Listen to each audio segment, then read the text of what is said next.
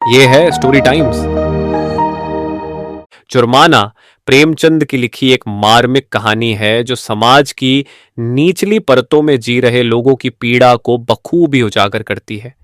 प्रेमचंद, जिन्हें हिंदी साहित्य का कलम का सिपाही कहा जाता है, अपनी कहानियों के माध्यम से समाज के उन पहलुओं को सामने लाते हैं जिन्हें अक्सर नजरअंदाज कर दिया जाता है।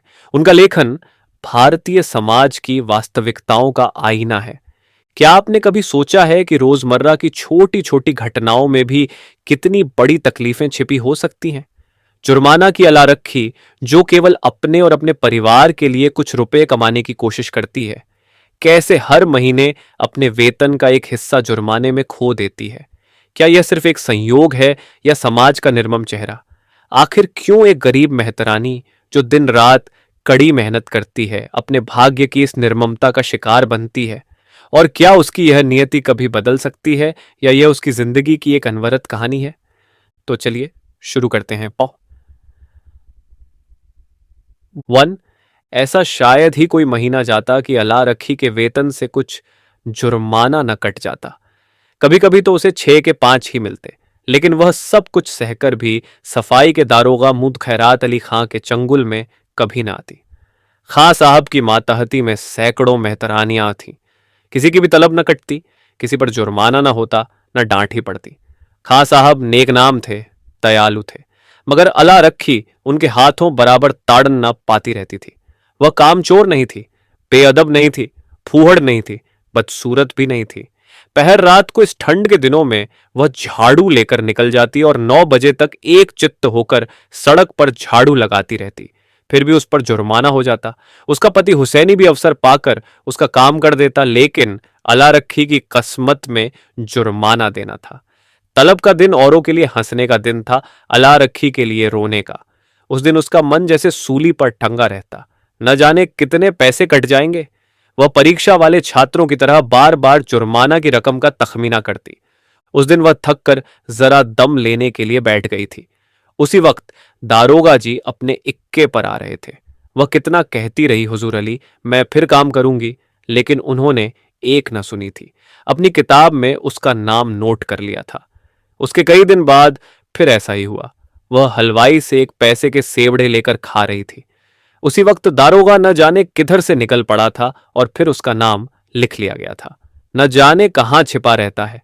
जरा भी सुस्ताने लगे कि भूत की तरह आकर खड़ा हो जाता है। नाम तो उसने 2 ही दिन लिखा था, पर जुर्माना कितना करता है अल्लाह जाने।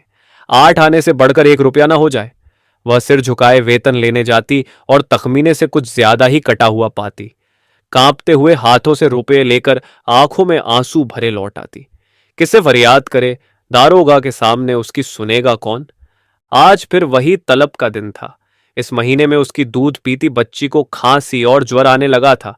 ठंड भी खूब पड़ी थी। कुछ तो ठंड के मारे और कुछ लड़की के रोने चिल्लाने के कारण उसे रात रात भर जागना पड़ता था। कई दिन काम पर जाने में देर हो गई। दारोगा ने उसका नाम लिख लिया था। अब की आधे रुपए कट जाएंगे, आधे भी मिल जाए तो गनीमत है। कौन जाने कितना कटा है। उसने तड़के बच्ची को गोद में उठाया और झाड़ू लेकर सड़क पर जा पहुंची, मगर वह दुष्ट गोद से उतरती ही न थी। उसने बार बार दारोगा के आने की धमकी दी। अभी आता होगा, मुझे भी मारेगा, तेरे भी नाक कान काट लेगा। लेकिन लड़की को अपने नाक कान कटवाना मंजूर था, गोद से उतरना मंजूर न था। आखिर जब वह डराने धमकाने, प्यारने पुचकारने किसी उपाय से न उतरी तो अला रखी ने उसे गोद से उतार दिया और उसे रोती चिल्लाती छोड़कर झाड़ू लगाने लगी। मगर वह अभागिनी एक जगह बैठकर मन भर रोती भी न थी। अला रखी के पीछे लगी हुई बार बार उसकी साड़ी पकड़कर खींचती, उसकी टांग से लिपट जाती, फिर जमीन पर लौट जाती और एक क्षण में उठकर फिर रोने लगती। उसने झाड़ू तानकर कहा, चुप हो जा, नहीं तो झाड़ू से मारूंगी, जान निकल जाएगी। अभी दारोगा दाढ़ीजार आता होगा। पूरी धमकी मुंह से निकल भी ना पाई थी कि दारोगा खैरात अली खां सामने आकर साइकिल से उतर पड़ा। अला रखी का रंग उड़ गया, कलेजा थक थक करने लगा। या मेरे अल्लाह, कहीं इसने सुन न लिया हो, मेरी आंखें फूट जाएं। सामने से आया और मैंने देखा नहीं। कौन जानता था आज पैरगाड़ी पर आ रहा है। रोज तो इक्के पर आता था। नाड़ियों में रक्त का दौड़ नन्ना बंद हो गया। झाड़ू हाथ में लिए नियॉन स्तब्ध खड़ी रह गई। दारोगा ने डांट कर कहा, काम करने चलती है तो एक पुछिल्ला साथ ले लेती है, इसे घर पर क्यों नहीं छोड़ आई? अला रखी ने कातर स्वर में कहा, इसका जी अच्छा नहीं है हुजूर, घर पर किसके पास छोड़ आती? क्या हुआ है इसको? बुखार आता है हुजूर। और तू इसे यूं छोड़कर रुला रही है, मरेगी कि जिएगी? गोद में लिए लिए काम कैसे करूं हुजूर? छुट्टी क्यों नहीं ले लेती? तलब कट जाती हुजूर, गुजारा कैसे होता? इसे उठा ले और घर जा, हुसैनी लौट कर आए तो इधर झाड़ू लगाने के लिए भेज देना। अला रखी ने लड़की को उठा लिया और चलने को हुई। तब दारोगाजी ने पूछा, मुझे गाली क्यों दे रही थी? अला रखी की रही सही जान भी निकल गई। काटो तो लहू नहीं। थर थर कांपती बोली, नहीं हुजूर, मेरी आंखें फूट जाईं जो तुमको गाली दी हो। और वह फूट फूट कर रोने लगी। 2 संध्या समय हुसैनी और अला रखी दोनों तलब लेने चले। अला रखी बहुत उदास थी।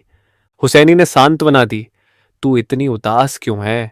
तलब ही ना कटेगी, काटने दे, अबकी से तेरी जान की कसम खाता हूं, एक घूंट दारू या ताड़ी नहीं पीऊंगा। मैं डरती हूं बर्खास्त न कर दे, मेरी जीभ जल जाए। कहां से कहां बर्खास्त कर देगा, कर दे, उसका अल्लाह भला करे, कहां तक रोए। तुम मुझे नाहक लिए चलते हो, सब की सब हंसेंगी। बर्खास्त करेगा तो पूछूंगा नहीं किस इल्जाम पर बर्खास्त करते हो, गाली देते किसने सुना? कोई अंधेर है जिसे चाहे बर्खास्त कर दे, और कहीं सुनवाई न हुई तो पंचों से फरियाद करूंगा, चौधरी के दरवाजे पर सर पटक दूंगा। ऐसी ही एकता होती तो दारोगा इतना जरीमाना करने पाता? जितना बड़ा रोग होता है उतनी दवा होती है, पगली। फिर भी अला रखी का मन शांत न हुआ। मुख पर विषाद का धुआं सा छाया हुआ था। दारोगा क्यों गाली सुनकर भी बिगड़ा नहीं, उसी वक्त उसे क्यों नहीं बर्खास्त कर दिया, ये उसकी समझ में न आता था। वह कुछ दयालु भी मालूम होता था। उसका रहस्य वह न समझ पाती थी, और जो चीज हमारी समझ में नहीं आती उसी से हम डरते हैं। केवल जुर्माना करना होता तो उसने किताब पर उसका नाम लिखा होता। उसको निकाल बाहर करने का निश्चय कर चुका है, तभी दयालु हो गया था। उसने सुना था कि जिन्हें फांसी दी जाती है उन्हें अंत समय खूब पूरी मिठाई खिलाई जाती है। जिससे मिलना चाहे उससे मिलने दिया जाता है। निश्चय बर्खास्त करेगा। म्यूनिसिपैलिटी का दफ्तर आ गया। हजारों मेहतरानियां जमा थीं, रंग बिरंग के कपड़े पहने, बनाव सिंगार किए। पान सिगरेट वाले भी आ गए थे, खोंचे वाले भी। पठानों का एक दल भी अपने असामियों से रुपये वसूली करने आ पहुंचा था। वह दोनों भी जाकर खड़े हो गए। वेतन बांटने लगा। पहले मेहतरानियों का नंबर था। जिसका नाम पुकारा जाता वह लपक कर जाती और अपने रुपये लेकर दारोगाजी को मुफ्त की दुआएं देती हुई चली जाती। चंपा के बाद अल्लाह रखी का नाम बराबर पुकारा जाता था। आज अल्लाह रखी का नाम उड़ गया था। चंपा के बाद जहूरन का नाम पुकारा गया, जो अल्लाह रखी के नीचे था। अल्लाह रखी ने हताश आंखों से हुसैनी को देखा। मेहतरानियां उसे देख देख कर काना फूसी करने लगीं। उसके जी में आया घर चली जाए, ये उपहास नहीं सहा जाता। जमीन फट जाती कि उसमें समा जाती। एक के बाद दूसरा नाम आता गया और अल्लाह रखी सामने के वृक्षों की ओर देखती रही। उसे अब इसकी परवाह न थी कि किसका नाम आता है, कौन जाता है, कौन उसकी ओर ताकता है, कौन उस पर हंसता है। सहसा अपना नाम सुनकर वह चौंक पड़ी। धीरे से उठी और नवेली बहू की भांति पग उठाती हुई चली। खजांची ने पूरे 6 उसके हाथ पर रख दिए। उसे आश्चर्य हुआ, खजांची ने भूल तो नहीं की। इन 3 बरसों में पूरा वेतन तो कभी मिला नहीं, और अब की तो आधा भी मिले तो बहुत है। वह 1 सेकंड वहां खड़ी रही कि शायद खजांची उससे रुपया वापस मांगे। जब खजांची ने पूछा, अब क्यों खड़ी है, जाती क्यों नहीं, तब वह धीरे से बोली, ये तो पूरे रुपए हैं। खजांची ने चकित होकर उसकी ओर देखा। तो और क्या चाहती है, कम मिले? कुछ जरिमाना नहीं है? नहीं, अब की कुछ जरिमाना नहीं है। अला रखी चली, पर उसका मन प्रसन्न न था। वह पछता रही थी कि दारोगाजी को गाली क्यों दी। आशा करते हैं कि यह कहानी आपको बहुत पसंद आई होगी। ऐसी और कहानियां सुनने के लिए जुड़े रहिए हमारे चैनल स्टोरी टाइम्स के साथ। धन्यवाद।